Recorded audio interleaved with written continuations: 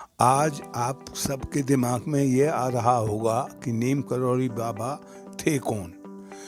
तो आज हम आपको नीम करौली बाबा के बारे में बताएंगे।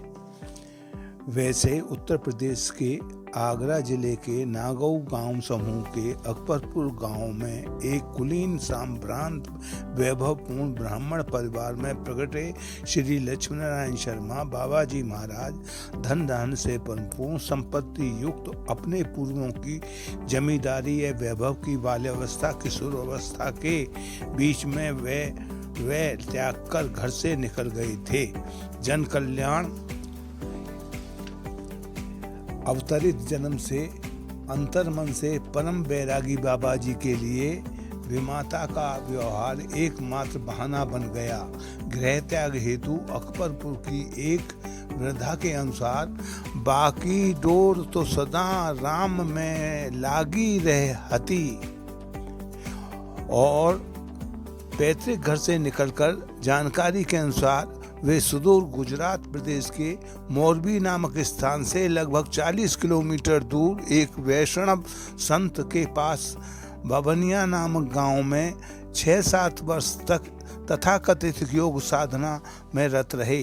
यही उनका बाबा लक्ष्मण दास पड़ गया।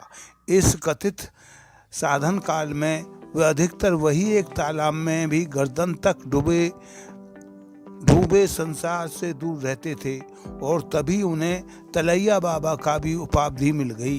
कहा जाता है कि गांव के लड़के गाय बकरी चराने जब वहां आते थे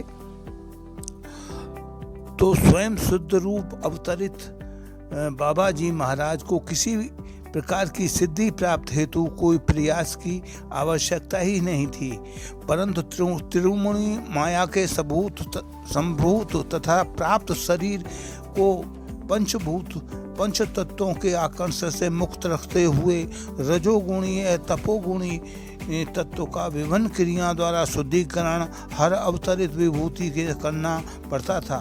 राम ने भी किया है, कृष्ण ने भी किया है। गुरु आश्रमों में रहकर और अवतरित संत करते रहते हैं। इस संदर्भ में महाराज जी ने स्वयं अपने मुख से अपने मौज भक्त से कहा डाला, पूर्ण 17 वर्ष की उम्र में ही हमें कुछ कहने के लिए बाकी रह गया था, अर्थात त्रिगुणात्मक काया का पूर्ण रूपेण परिष्करण को हो चुका था। इसके बाद बाबा जी की नीम करौली की गुफा निवास एक कौतुक मात्र था। अवतार के उद्देश्य से भगवत हित त्यागी की मूर्ति हेतु उपयुक्त समय की प्रतीक्षा में जैसा नीम करौली में तथा उनके उपरांत की गई लीलाओं से स्पष्ट है। कुछ काल के बाद महाराज जी ने अपने खेत वाली गुफा त्याग दी तथा एक नई गुफा में के बाद में एक कुटी उस स्थान पर बनवाई।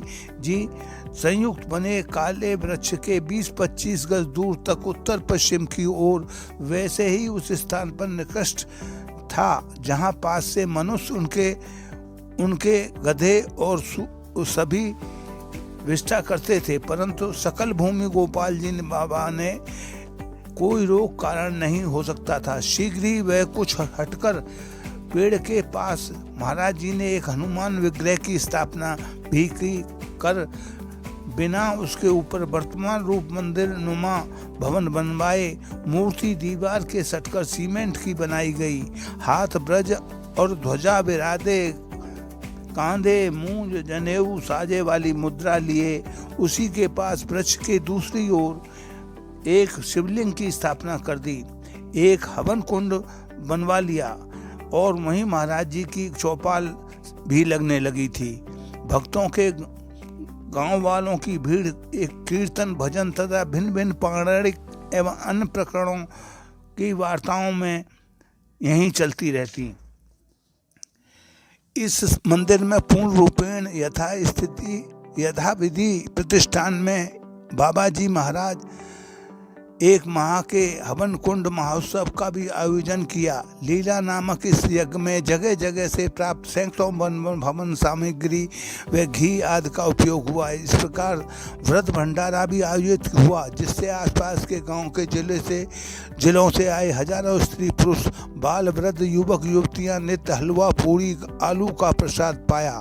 इसी अवसर पर बाबाजी महाराज ने अपने जटाओं का भी विसर्जन कर दिया।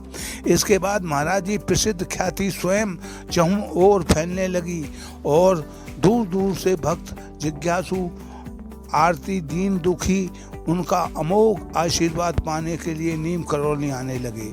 अब तक का यह नगण्य गांव एक तीर्थ का रूप ले उठा और इसके अधिष्ठा मृत्यु रूप हनुमान जी के शरीर रूप में बाबाजी महाराज समन हो गए, मानव पूर्ति हेतु।